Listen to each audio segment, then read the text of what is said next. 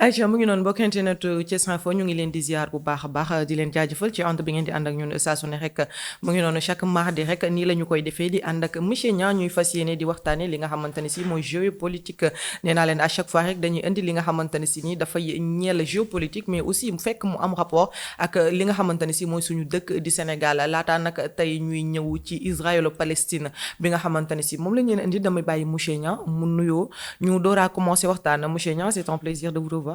Voilà, merci beaucoup ñu ngi leen di nuyu bu baax di ziar comme d'habitude.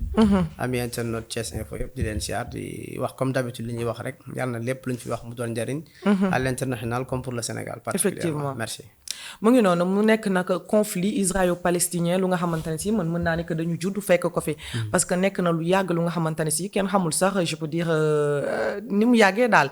en fait bokk na sax ci li nga xamante ne si mooy programme terminal yi à chaque fois dañu lay jàngale li nga xamante ne si mooy coow li dox ci diggante israélo-palestine muy ñaari dëkk yu nga xamante ne si dafa am benn territoire bu ñu leen séddale woon mais nag ay coow di ci judd ba jonne yàlla tey nit ñuy wax ak yéen ni ay coow mu nga fay am ay attaque di fa am ay moor yu bare bari di fa am ci diggante ñi nga xamante ne si sax wala ñi moor yi gën a bari en tout cas mooy waa Palestine. ba tax na nag am na pays aussi yu bare bari yu nga xamante ne si nii gis nañ ni que ñu ngi soutenir Palestine bu ci mel ni aussi Sénégal loolu aussi daañu ci dugg mais laataa ñoo ñëw ci loolu dañuy bàyyi monsieur Niang mu ñëwalaat ñu ci li nga xamante ne si mooy conflit bi nan la demee ak conflit bi nan la ñu def ba yegg si fii ci diggante Israël ak Palestine. Palestine oui c'est bon c'est une question bu am solo. comme ni nga ko laajee conflit bi mën nañ ni origine bi li nga wax parce que y a une différence entre les origines du conflit et les causes du conflit. Effectivement. Alors origine bi nag quand même yàgg na parce que. maanaam conflit bi soqee ko daal mën nañ ni ku ko doon jàngatee ji am na ñoo xam ne dañ koy jàngat ci côté religieux. ñooñu bu ñu demee foofu ñoom bu la neexee dañuy dem ba jamono yent yàlla Moussa ak jamonoy les pharaons yi ngay dégg en Égypte pharaon la histoire boobu c'est dans la région du Proche-Orient. am na ñoo xam ne bu ñu koy analyser dañ koy analyser sous l'angle politique rek nga xam ne dañuy ñëw dans l'histoire li ñuy wax l'histoire moderne contemporaine. mooy àdduna bi entre à partir du 18e siècle ñëw nii. nga xam ne fi ñu koy tàmbalee dëggantaan mooy avec li nga wax tout à l'heure mooy territoire boobu ni mu bindoo woon. nga xam ne au début empire ottoman moo nekkoon ci zone boobu. empire ottoman bu ñu ko waxee mooy la Turquie actuelle. donc moo fa nekk balaa première guerre mondiale après la première guerre mondiale bon te Turquie ci axe yi la ak l'empire ottoman ci puissance axe yi la bokkoon. ñoo doon xeex ak les alliés donc bi ñu leen gagné. SDN ñu jox ko ñu confier ko def ko sous mandat britannique. donc anglais yi tamit exercer fa seen puissance diriger espace boobu. bon bi ñu ko yoree aussi pendant des années jusqu'à la deuxième guerre mondiale anglais yi aussi amoon benn politique bu ñu gisoon par rapport à ce qu'on appelle le projet sioniste nga xam ne dinañ ci ñëwaat sax xëy na ci biir wax ji loolu.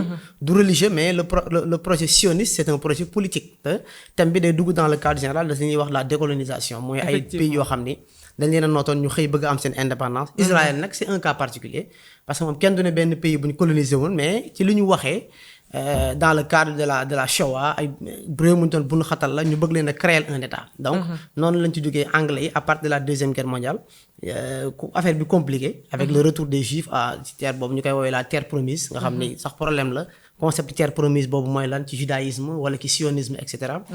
donc voilà wala ci l'islam. donc les Nations Unies aussi ñëw amoon un projet muy ñu koy woowee le plan de partage de l'ONU. bon séddale territoire bi. en 2 territoires jox 55% aux juifs qui étaient minoritaires loolu tamit lu am solo la. minoritaire mooy ci wàllu population. juifs yi gënoon a tuuti ñu jox leen les 55% du territoire. les arabes autochtones yi nga xam ni palestiniens ñoo nekkoon ci territoire ñu jox leen 43% du territoire. Jérusalem nga xam dafa nekkoon une ville internationale ak benn Istanbul bu bari parce que dafa am la mosquée d'Al-Aqsa ma nga fa pour musulmans yi. judaïsme am na lu ñu fay revendiquer les lieux de lamentation christianisme am na lu ñu fay revendiquer. donc à partir de lieu de culte la woon très bien lieu de culte avec la résolution 181 de l'ONU en 1947 ñu proposer un plan de partage donc découper territoire bi noonu donc brièvement noonu lañu découper territoire bi en 2 entités promouvoir li ñuy wax la solution à 2 États. donc Israël moom moo nangu am état en 1948 la Palestine boobu dafa refuser woon plan de partage parce que dañoo jàppoon ni injustice la dañ leen a tooñ et puis les arabes soutenir leen ki donc en gros de manière très ramassée. origine problème bi foofu lañ ko mën a noonu lañ ko mën a camper voilà. mais problème yi boobu ba tey ñu ngi gis ni que gars yi ñu ngi ciy def ay médiation am na ay temps sax ñu jàppoon ni que jàmm dina dellu si seen diggante. parce que am na ñu ci commencé woon di wax ba ñu commencé di def li nga xamante ne si mooy négociation. mais brusquement rek ñu gis ni que affaire yi éclaté waat na ñii ñu ngi bett seen i ñeneen ñi di def guerre di lancer ay missiles ba ay dee yu bare bari di ci am mais là nii situation bi je pense que dafa gën a critique Gaza surtout parce que Gaza fi mu ne nii li fa am mosu faa am je pense wala dafay dem de pire en pire daal loolu aussi lan la lu tax ñoom mënuñu toog ñu waxtaan en fait c'est côté religion bi la wala waaw blocage yi est-ce que blocage politique la wala religion wala dara donc conflit mën nañu wax ne c'est une symbiose yi ki dajaloo dafa bari damay li ma la wax rek angle bu ci nekk tey ji un religieux bu toogoon nga koy laaj le problème israélo-palestinien mën na saa yu waxee tibb benn aaya alxuraan wala benn aaya ci référence bible wala dara pour illustrer ko mais ce qu'il faut savoir mooy problème bi mu commencé ki noonu c'est d'abord les pays arabes ñoo jëloon en charge le problème donc ñu koy woowee la coalition arabe à savoir l'Égypte Irak Jordanie Liban ak Syrie donc ñoom ñoo coalisé defoon benn coalition arabe di xeex ak Israël parce que dañu ñëwoon Israël warul nekk fii donc ils l'ont combattu am ay guerres yu bari la guerre d'indépendance en 1948 Égypte def na ak guerre ak les puissances yi koy soutenir et cetera 56 67 guerre des 6 jours 1973 la guerre de Kippour 1982 la guerre civile au Liban et cetera donc ñoom ñëpp déclaré nañ ay guerre à Israël mais bi ñu demee ba solution guerre yi avec la coalition arabe amul benn buñ ci mës a am ndam ça ce qui montrait que Israël avait un soutien quand même parce que il est un peu remarquable que benn pays boo xam ne am indépendance en 1947-48 mën a résister à 5 coalitions di la xeex te mënuñu la gagner loolu ça am na ko ne ci ginnaaw te loolu on sait que le soutien historique de Israël dans ce conflit c'est les États-Unis et aussi le bloc occidental ñoom ñoo bëggoon juif yi am voilà donc ci loolu tamit li nga wax sànq par rapport au blocage là Israël am benn pratique bu mu am à chaque fois ñoom ñu dem benn idéologie mooy l'idée de la terre promise donc Israël pour ñoom dañoo war a reconquérir ce territoire parce que ñoo ko moom fa lañ jóge woon ñoom depuis le prophète Moïse ñoom dañoo jàpp ne foofu seen suuf la dañ faa war a dellu si puisque dañ faa war a dellu si nag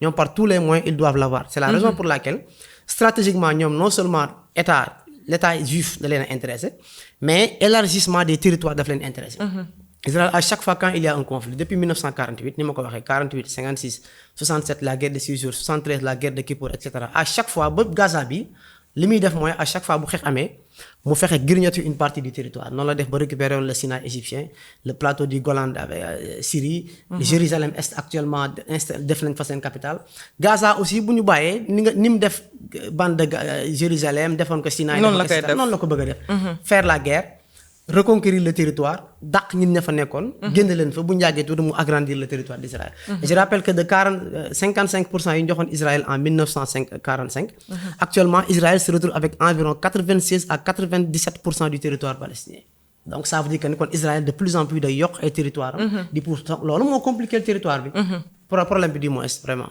effectivement tey jii nii ñu gis ni problème boobu Sénégal am na ci benn taxawaay parce que gis nañu bu baax a baax li nga xamante ne si mooy marché yi ñu doon def di wax Free Palestine maanaam na jàmm dellu si daal foofee ca Palestine loolu soutien boobu noonu luñ ci mën a ñëwee en fait position Sénégal ci conflit israélo-palestinien bi dafa yàgg je rappelle que ci taarix damay wax ni relation entre Sénégal ak Palestine dafa jiitu sax époque indépendance du Sénégal je rappelle que il y a de cela 200 ans sunu maam ci réew mi ñu koy wax Cheikh Omar Al Fouti Tall visité na bokk na ci magu réew mi ñu visité la Palestine bi muy aji Màkka donc def ci témoignage yu am solo Baye Niass en 1954 visité na Palestine def fa témoignage yu am solo donc histoire bi mënuñu cee génne la dimension religieuse loolu c'est un mais deuxièmement aussi Sénégal am benn particularité depuis très longtemps l'État du Sénégal à travers le premier président du Sénégal Léopold Sédar Senghor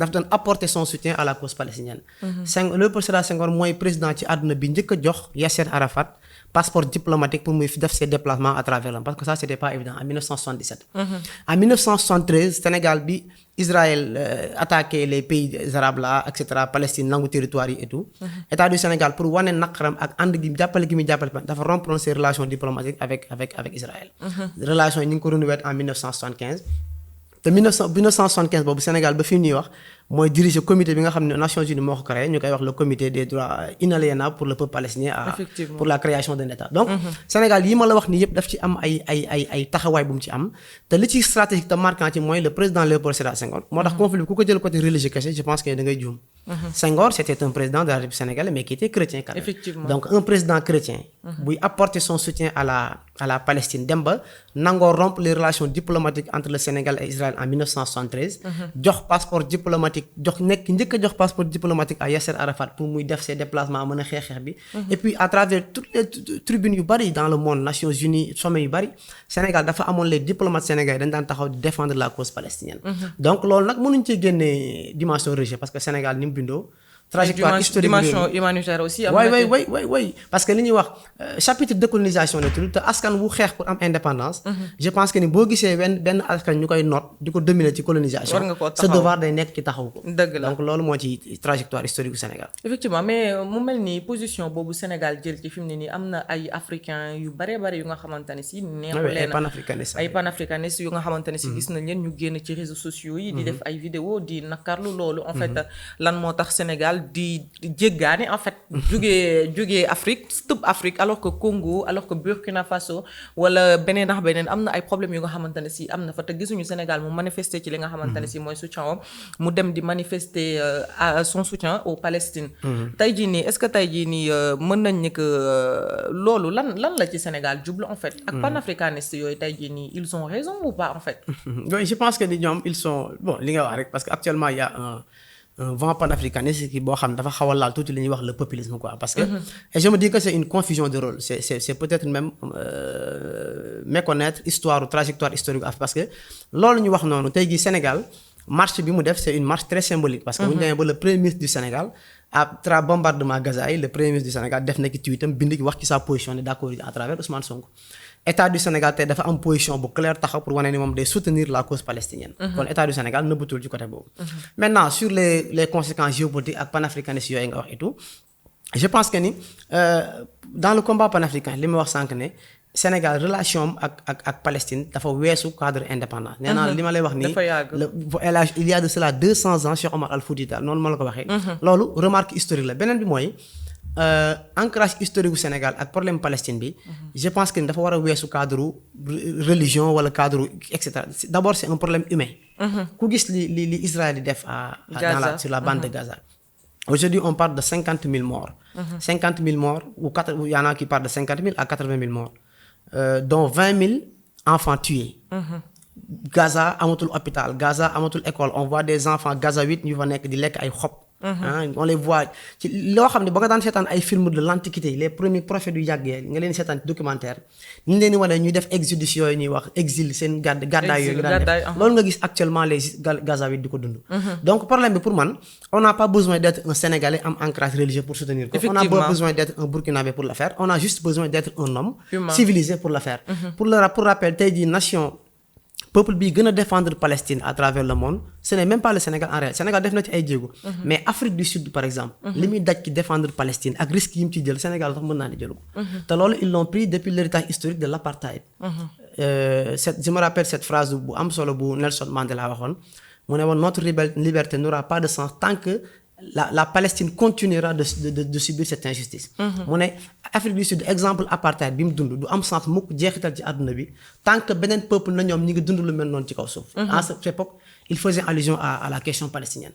Aujourd'hui Afrique du Sud se met au devant de la scène lim ci daj sax les pays arabo-musulmans daj ñu ko ci conflit boobu pour wane ni question bi nekkul question musulman question christianisme question nangam c'est une question d'humanité àdduna moo am valeurs yi muy woote.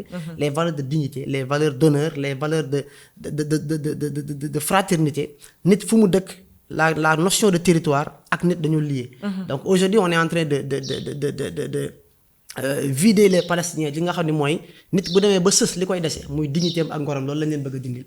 te loolu je pense que ni ils vont se résister jusqu'à la fin. effectivement xam naa loolu résistance boobu sax moo tax ñoom mënuñu quitter fi nga xamante ne si nii. mooy dëkk boobu bàyyi kook waa Israël parce que daanaka dara desatu fa ci li nga xamante ne si mooy territoire mais peut-être question de dignité. ndeysaan moo leen fa bàyyi mais tey jii. bu fekkente ni Sénégal mu ngi jël yooyu position. yenn position yu mel noonu est-ce que du am ay retombées géopolitiques ci moom. parce que tey jii bu am na ay relations ak ñi nga xam ne ñooy Palestine mais am na aussi ay relations ñi nga xam ne waa Israël. ak ay pays yu nga xamante ni si dañuy soutenir waa Israël. comme États-Unis bien sûr est-ce que tey jii nii bu fekkente ni Sénégal dafa fësal li nga xamante ni si mooy position am. du am ay conséquences ci moom. effectivement dina am ay conséquences. mais l'une des premières conséquences mooy li nga wax sànq. quand des panafricanistes africains des activistes panafricains génn ne Sénégal da leen a jaaxal la tax moo tax waxul ci Congo waxul ci Niger waxul ci Burkina muy dem di loolu conséquence géopolitique la loolu mooy wane ne mooy li ma doon wax la dernière fois géopolitique rapport de territoire la kon Sénégal am na ñu koy xool ci àdduna bi. parce que activistes yooyu gis loolu dañoo gis ne c'est une sorte de paradoxe. lan moo tax nga bàyyi fi yëfi Afrique dem di jooyee li affaire Israël ak yu mel noonu loolu conséquence géopolitique la. beneen côté mooy tey jii type de relation historique yi Sénégal ak économique yi Sénégal yàgg am ak Israël. la plupart du temps ci ay quelques domaines la par exemple dans le domaine de l'agriculture. amoon na ay programmes yu Sénégal doon am ak Israël.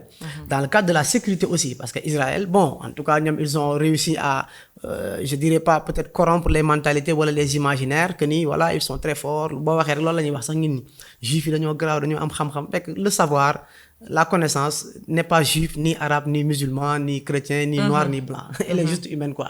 donc loolu c'est une sorte de en tout cas de manipulation des imaginaires que le lobbying juif à travers le monde a réussi.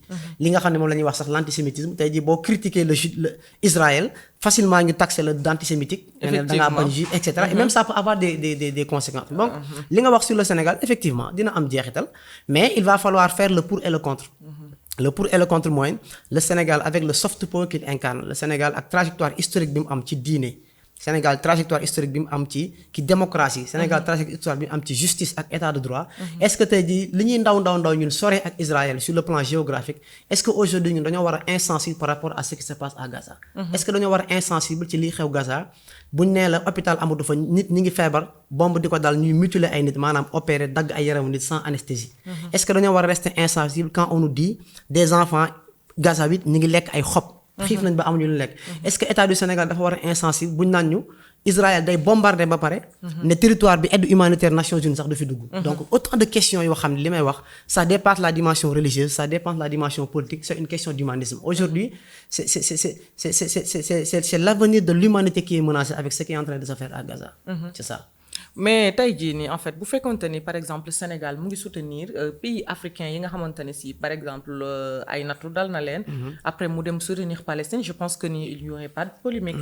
mais le juste fait que gisuñu ko mu manifester benn signe d'engouement. wala benn signe de soutien jëmale ko ci ñi nga xamante ne si ñooy pays africains yi xëy na peut-être loolu moo nekk li nga xamante ne si moo indi coow li. vous pouvez en venir en français comme ça ñi nga xamante ne si ñooy panafricanistes yi. d'accord oui pour ce d'accord merci beaucoup donc à ces panafricanistes des activistes. Des frères activistes panafricanistes qui ont critiqué la position du Sénégal concernant la marche qui a été tenue récemment pour la Palestine en guise de soutien et même on a vu des autorités sénégalaises participer à la marche. En l'occurrence des députés de la majorité on a vu le tweet d'Ousmane Sonko le premier ministre du Sénégal. Ce qui atteste encore une fois de la position ferme du Sénégal pour la défense de la cause palestinienne. Donc je dirais que ces activistes peut-être qui sont panafricanistes ou bien qui se réclament panafricanistes, qui ont critiqué la position du Sénégal, je me dis que peut-être c'est méconnaître la trajectoire historique du Sénégal. Ils ont mal compris, d'autant plus que, comme je l'ai dit tout à l'heure, les relations entre le Sénégal et la Palestine dépassent même le cadre de la colonisation et le cadre de ce problème palestinien qui est encore récent. Je rappelle qu'il y a de cela 200 ans, un de nos aïeux, un vrai panafricaniste même, un des pionniers du panafricanisme, en tout cas en Afrique occidentale et surtout en Afrique de manière générale, à savoir Cheikh Omar Al-Fouti Tall, a visité la Palestine en se rendant à la Mecque et a fait un témoignage élogieux sur Palestine et sur tout ce que la Palestine représente en guise de patrimoine et de symbole à travers l'humanité. Encore une fois, en 1975, au moment où ce pays, le Sénégal, était dirigé par un président chrétien, le président Léopold Sédar Senghor a été le premier président à avoir livré un passeport diplomatique à Yasser Arafat en 1977. En 1900, le président oui, de la Palestine. Très bien, qui était le chef de l'OLP, Organisation pour la libération de la Palestine. De la Palestine. En même temps, le Sénégal, en 1973, a dû faire les frais d'une rupture diplomatique même avec Israël, dans le cadre de la guerre de Kippour, où Israël avait attaqué une coalition arabe et pris un certain nombre de territoires par rapport à cette question. Donc, je dirais que le problème de la position du Sénégal sur cette question n'est pas une question de complexe racial ou bien de soutien religieux, etc. Ce qui est en train de se passer à Gaza, mais en réalité dépasse l'entendement humain.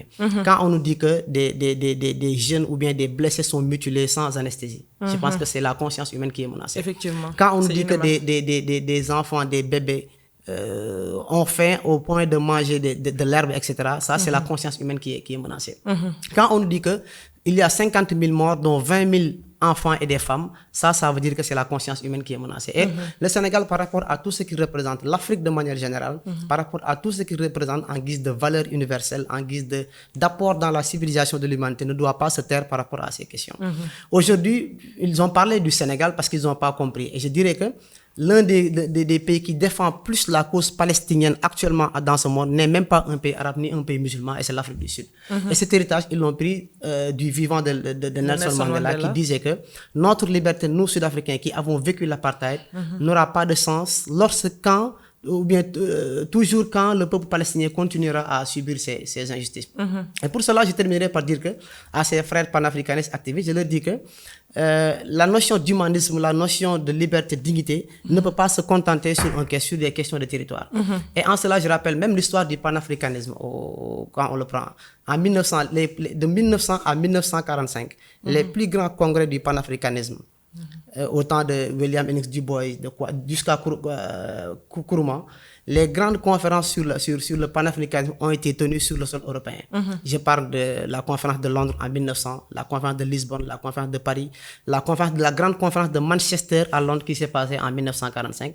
Donc, on ne peut pas fier l'humanisme à ces valeurs de race. L'apport ou bien le soutien du peuple sénégalais par rapport à la cause palestinienne est avant tout une dimension religieuse, parce qu'en réalité, le Sénégal, dans l'histoire du Sénégal, on ne peut pas omettre la dimension religieuse de ce pays. Et même en Afrique de l'Ouest, aujourd'hui, les grandes civilisations qui sont passées au niveau de l'Afrique occidentale, si je prends l'exemple de l'Empire du Ghana, de l'Empire du Mali, du Tekrour, etc. Mais tous ces empires-là ont connu une civilisation brillante grâce à l'apport de l'islam et grâce à l'apport de la civilisation islamique. Et il y a une différence à faire entre arabisme et islam, c'est différent. Le Sénégal n'est pas un pays qui a ce complexe d'arabité, etc. Mais l'héritage historique islamique du Sénégal se revendique, et le Sénégal continuera d'apporter son soutien à la cause palestinienne de manière générale, au nom de l'histoire et au nom de l'humanité de manière générale. Effectivement, je pense que même pays africains, ils devaient aussi apporter leur soutien à la Palestine, parce que c'est une question d'humanité, comme vous l'avez tantôt dit, mais du question politique ou de question géopolitique. Manam dang koy def pour xaar ci dara, mais juste pour wane que yow mi tu es humain, motax gaay di ko def, motax monsieur Niang. Ce dernier mot, fan la ñuy terminer. Voilà, donc di remercier ami internautes yi di wax lépp lu ñu fi wax rek de manière générale. À chaque fois, fenêtre géopolitique, suñu objectif mooy faire une lecture géopolitique, mais toujours suñu cible nekk Sénégal, maanaam li ñuy analyser ak di ko jàngat ndax ban jeexital la mën a am ci Sénégal ba tey ji buñ ko mënee jël jox ko suñuy élèves yuy jàng avec le programme yi ñuy jàngee ñu mën ko mën cee jariñoo, parce que loolu mooy objet émission bi. Effectivement. Voilà, suñu réalisatrice ñu koy nuyu Kana. lépp affaire yi moom la bu jaaree yoon ak lépp macha allah moom la ñu ko ñaanal. mu ngi noonu c'était votre fenêtre géopolitique ak monsieur Niang, saa su ne rek ni lay demee dañuy ànd ak moom tous les mardis fii lay xewee ci Thiès Info ñuy fas yéene di waxtaane li nga xamante ne si mooy géopolitique, maanaam daal lépp lu nga xamante ne si nii rek si di relation internationale ak Sénégal dañu koy waxtaane ci seen fenêtre géopolitique. Tey Israëlo-Palestine la ñu leen indil, ku ne gis nga li nga xamante ne si fi mu ne nii moo nekk di xew fële ca Gaza, fële ca Palestine, mu nekk lu métti lu nga xamante ne si israéliens yi ñu ngi leen di envahir di jël plus de territoire. Wax nañ aussi ci li nga xamante ne si mooy marche bi nga xamante ne si ñu ngi ko doon def, marche piédestal bi nga xamante ne si gisoon nañ ci président Ousmane Sonko sax mu jiite ko, ñu nekk doon ko def pour rek wax ni que na Palestine am jàmm, pour wane seen soutien. Monsieur Niang ñëwal na leen ci li nga xamante ne si nag muy relation Sénégal ak Palestine, mu nekk lu yàgg lu nga xamante ne si ni suñu ay mag yu baax wala suñu ay maam yu baax nekkoon nañu fa, demoon nañ fa, am nañ fa ab témoignage bu nga xamante ne si ku ko dégg rek mën nga ni que relation yi ñu am ak Palestine c'est religieux, mais en tout cas luñ ci mën a wax daal c'est pas des relations politiques mais c'est des relations d'humanité. Ay relations humaines la, maanaam daal nit la rek, nga gis dara lu nga xamante ne si lu metti la nga jug yëngatu ci affaire u nit la mais du affaire u dara. Ay ca fii nag la ñuy jaaree daal di pare émission bi tey jii nii, ñu jox leen dig daje ba mardi prochain incha allah ci seen fenêtre géopolitique. Ñu fas yéene waxtaanee beneen sujet d'actualité bu nga xamante ne si dafay intéressé Sénégal. Aïcha Kanasatu moo nekkoon ci caméra bi ak Debbo, di leen jaajëfal bu baax a baax, jaajëfal équipe technique ci Saint-Vain bi yëpp, mi yéen ñi nga xamante ne si yéenay ànd ak ñun saa su ne rek ci seen fenêtre géopolitique. Ñu ngi leen di jaajëfal bu baax a baax, jox leen dig daje bu semaine prochaine incha allah. D'ici là, portez-vous bien et bonne suite de programme sur Thiès Info.